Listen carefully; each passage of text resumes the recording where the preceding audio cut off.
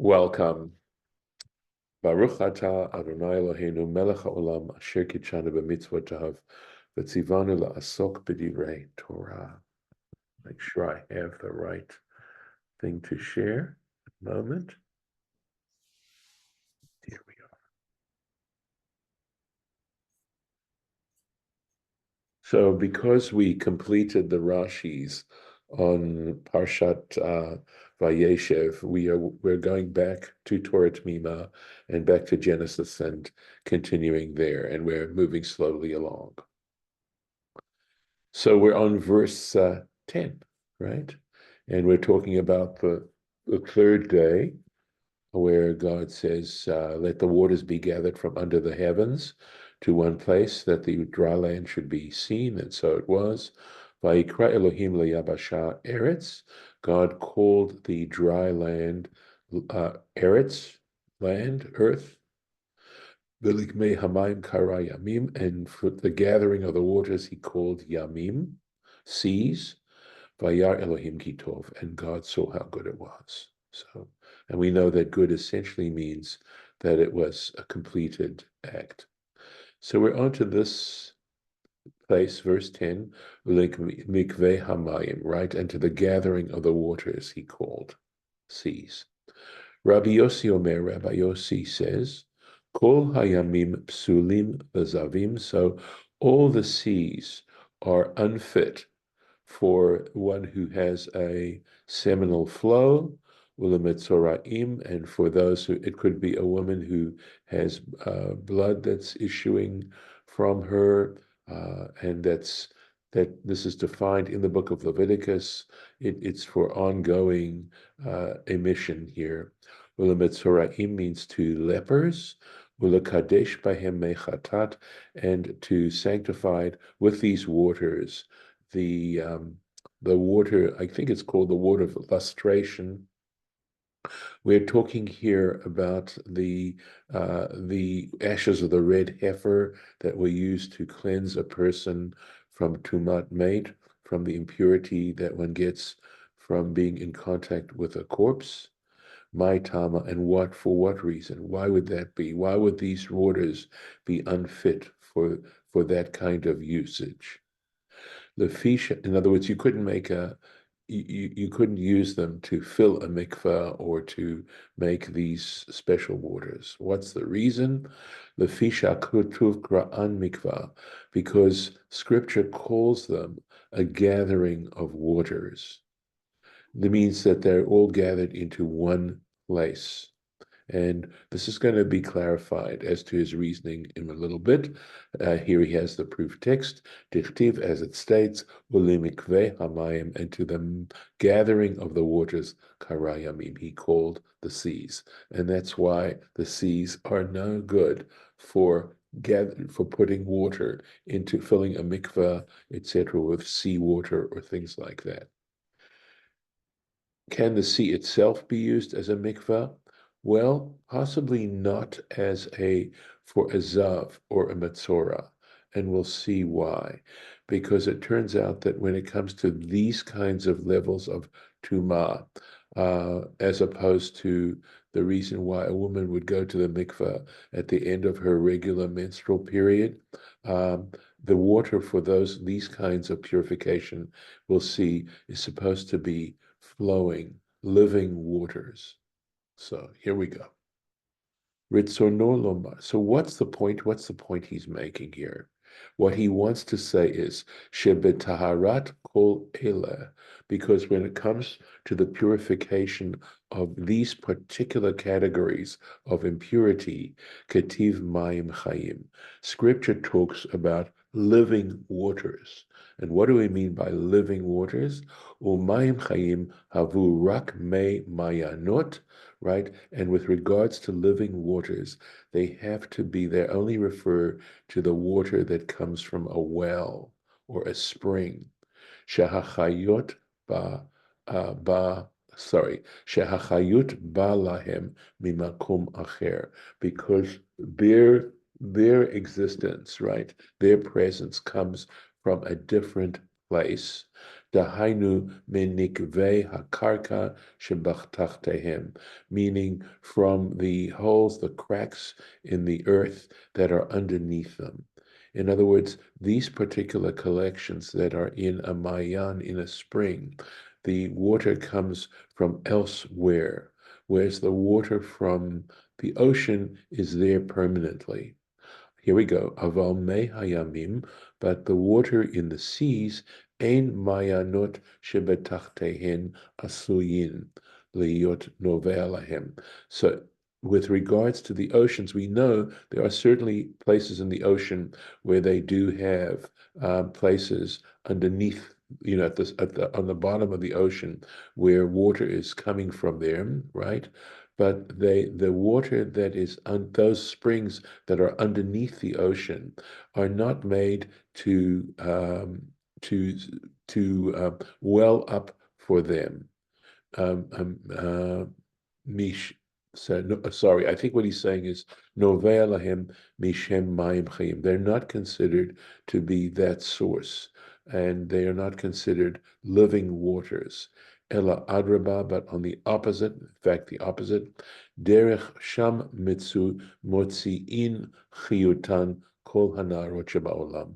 But in fact, the reason why we have the oceans is because their existence, their life, quote, chayotan, comes from all the rivers that flow into the oceans, that's really the source of their existence or their continued existence. So chayot meaning, that the sense that they are living. They aren't just simply pools. And for that reason, Scripture calls them a gathering, because what they do is they are a gathering place for the rivers of the world. And so they're not considered living waters in the sense that a spring is considered living waters. Let's see if he has anything else to say there. No, that's the point being made. So let's make sure we've got the place. All right, next. Vayomer Elohim, and going on this third day, God said, Tadshe haaretz deshe, let the earth be covered with herbs, with grass, Esev Mazria Zera, plants or grass that is seed bearing, that causes seed to form, Eitz Pri, fruit trees, Ose Pri Lemino, which makes fruit according to its species, Asher Zar'obo, in which is its seat, Al Haaretz, over the earth, Vahichen, and so it was. Let's take a look if we have. Here we are. Tadsher, right? So let it spring forth, etc. Tanya, again, we have this introduction. It's a technical term, meaning that the source is pre-Talmudic, meaning pre the year 200. It is contemporaneous with the Mishnah, that earlier source. Rabbi Eliezer Omer, Rabbi Eliezer says, by the way, of course, what you're noticing now is how consistently and constantly these rabbinic sources mention the names of the author of that particular source. And it's interesting as to why this is going on. There, of course, hundreds of names mentioned, some much more frequently than others. And I'm wondering to myself if this might have been a way of organizing and helping memorize, because originally this was oral law that we're talking about. And so originally it was not written down. It was only in the year 200 that Rabbi Judah the Prince decided that he was going to have to take the extraordinary step of putting this in writing. He was concerned that it would all be forgotten. At any rate, I wonder to myself if one of the reasons is to allow a person in their own minds to organize the particular position of these various rabbis and to help memorize it. So, minayin shebi tishrei nivra ha'olam. So this is actually a well-known machloket, as you'll see, there is a dispute here between Rabbi Eliezer and Rabbi Yehoshua. And Rabbi Eliezer says, from where do we know that the world was created in the month of Tishrei, meaning in the fall, right? Shinemar, as it states, Tidshe haaretz deshe, as it says, let the earth sprout forth with grass, esav mazria, or herbs, grass that is forming seeds, eitz pri, and fruit trees. Ezehu chodesh sha'aretz mele'ah deshaim, what month is the land filled with grass, ve'ilan malei perot, and where the trees are filled with fruit? Heve Omer ze Tishrei. We'd have to say that this is Tishrei. For Afalpi, and despite the fact, dictive, as it says in verse 12, Eitz Oseh Pri, it says trees capable of producing fruit. Hahu Ledorot, that is just referring to future generations. In other words, when the trees, at least according to Rabbi Eliezer, when these trees were initially created, they were already bearing fruit. And that is a time of the fall when the fruit trees tend to start to ripen and mature. So as far as capable of making fruit, in other words, implying that the fruit would actually come later on, it's only that is for future generations, that is stated for subsequent generations. So this is his proof as to why the world was created in Tishrei, meaning in the fall. So now Rabbi Baruch Halevi Epstein mentions this major machloket, this major dispute or disagreement between Rabbi Eliezer and Rabbi Yehoshua. So he says, Rabbi Yehoshua Svirale, and Rabbi Yehoshua would argue and reason, Benisan Nivra Olam, that the world was actually created in Nisan, in other words, in the spring. V'daresh, and he interprets V'atotzeh haaretz deshe esev v'etz oseh pri, and he understands this verse that says, let the earth spring forth with herbs and grass and trees capable of making fruit. Eze Chodesh, he interprets, what is the month Sha'aretz Motzi'ah Deshaim, when the earth springs forth with grass, Ve'ilan Motzei Peirot, and the trees start to produce fruit? Heve Omer Ze Nisan. We'd have to say this is Nisan. And he just makes a note here. I believe this is Kain Hu Girsat Habach. This is the version of the text of the Bach, a major commentary on the Gemara, on the Talmud, B'divrei Rabbi Eliezer v'Rabbi Yoshua, in the words of Rabbi Eliezer and Rabbi Yoshua ben Nachon, and he's saying this is this version of the text is an accurate text, the way it's stated here. Vehine, and he says, but Afal pi dematzinu besugya yud bet aleph. Okay, and even though we find I believe in the version of the text, or at least the text on page 12a, and that would be referring back to this Rosh Hashanah, tractate Rosh Hashanah in the Bible, and there's page 11a. But if we look also on page 12a, the Chachmei Yisrael monim litkufat karabi Yoshua litkufot.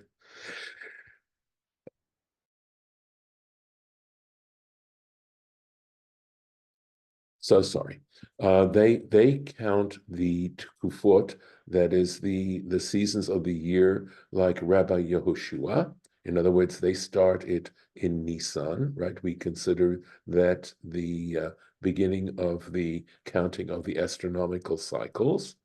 B'chol zeh, nevertheless, kenir'eh, it appears, hevei sugya ta'alma karabi Eliezer, that nevertheless the actual practice, everyone's practice, follows Rabbi Eliezer.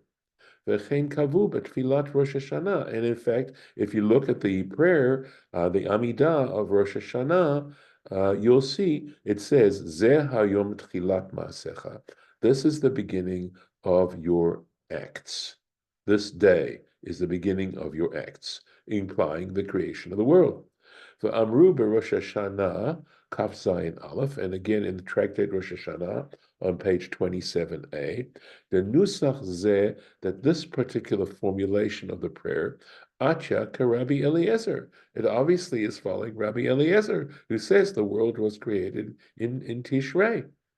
V'chol hasugya sham shakil v'tare, and he says, and if you look at the Talmudic text there, it argues back and forth, le'ukme aliba de Rabbi Eliezer, to try and support Rabbi Eliezer's point of view against Rabbi Yoshua and show why he is correct. V'lachen kavanu drashto shel Rabbi Eliezer, and because of that factor in the Talmud text, the part that we quoted here in the Torah Temimah follows Rabbi Eliezer's point of view. V'yein od ma shekatuv bazeh lekaman, and this isn't the end of the subject. You should check more what's written regarding this matter later on in Pasuk Daled regarding verse 14, and we're talking about the footnote number 50. Okay. Going on though, he has more to say about this. The Tosafot are also on the main page of the Talmud. If you look at a page of the Talmud, you'll see that in the center you have the Talmudic text itself, and then on the inside column you have Rashi's explanation, and on the outside of that text you'll see what are called Tosafot. And Rashi is there to explain the flow of the Gemara for the most part, and the Tosafot are the ones who get into details and basically very often will come up with what are called novellae, meaning new laws that are based on the old ones. So when you study Tosafot, they're very complex, very sophisticated, and they're not so much into explaining the Gemara as to developing the Gemara along new avenues. So, at any rate, right there on that page, Be'ota Sugya, referring to the same Sugya, in other words, the Talmud, the text of the Talmud is divided into Sugyot, which means a discussion concerning a specific aspect of halacha or a specific subject, and the discussions that took place regarding that. So in this particular discussion, this is where the Talmud is arguing back and forth regarding the position of Rabbi Eliezer and Rabbi Yoshua. Katvu, they wrote, that elu ve'elu divrei Elohim chayim, that in fact both positions are the words of the living God, meaning they're going to come up with an approach that can accept both positions. Yesh lomar, because you could say the b'tishrei Allah b'machshava, that in Tishrei the thought occurred, right? Lehibraot, to create the world. V'lo nivra ad Nisan, but the actual creation of the world didn't take place until Nisan. So that there were two stages here. In the first stage, God considered the issue of creating the world or the universe, period. And then later on in Nisan, the world was created, in fact. Uyan Shan, he says, look at that, check the Tosafot for yourself, see what they have to say. V'yesh liyashev al pi svartam, and so one can harmonize, right? One can because of their position, because of what they just said. Kushiyat Haran. The Ran is again a major commentator on the halachot of the Talmud. Very often he is found also in the back of the Talmud Bavli, and in the Vilna edition. He says that the difficulty or the question that the Ran raises, le Rabbi Yoshua, he poses a question on Rabbi Yoshua's position. Rabbi Yoshua is the fellow who says that the world was created in Nisan. My shayach minyan Rosh Hashanah. What place does the position of Rosh Hashanah mitishrei, right? In other words, or minayin, sorry, he's saying, Minai shayach minayin Rosh Hashanah mitishrei. Where does this question of Rosh Hashanah being in Tishrei even come up? Because as you know, Rosh Hashanah is the first of Tishrei. V'chein hanusach, and not only that, but the fact that betfilat Rosh Hashanah, that in the official prayers of Rosh Hashanah, the statutory prayers of Rosh Hashanah, it says, Zeh hayom tchilat ma'asecha. This was the day of the beginning of your actions.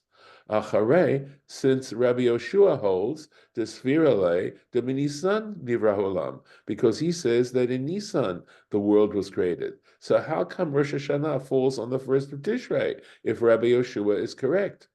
Ye'uyan Sham, and he says, check the Ran in this particular regard too.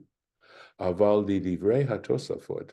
But if we take into account what we just read as the Tosafot, as their position, degam hu svirale de betishrei Allah, because Rabbi Yoshua could also accept the position that in fact in Tishrei, on the first of Tishrei, that was when God, it la b'machshava, it came into mind, lehibarot, for the world to be created. Necha, that's fine.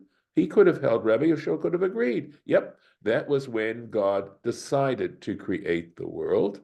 V'lo kasha, and now there's no problem. Lama maninan mizman hamachshava, as to why we, in our prayers and elsewhere, it is considered the beginning of that, because that's when God first thought of it. V'lo mizman hamaseh, but not the time when the world, in fact, was created. In other words, clearly, you could have the world was considered, God considered creating the world on the first of Tishrei, but in fact created the world on the first of Nisan. Mi Nisan. Ya'an ki be'emet, because in a further consideration, right, that in truth, the machshava u'ma'aseh, that when it comes to consideration, the idea, u'ma'aseh, and the action, shayach rak bebasar v'adam, that only applies to mortals. In other words, separating the thought and creation is something that only really applies to mortals. Because when it comes to mortal human beings, as long as the action that's considered hasn't been accomplished before, in actual fact,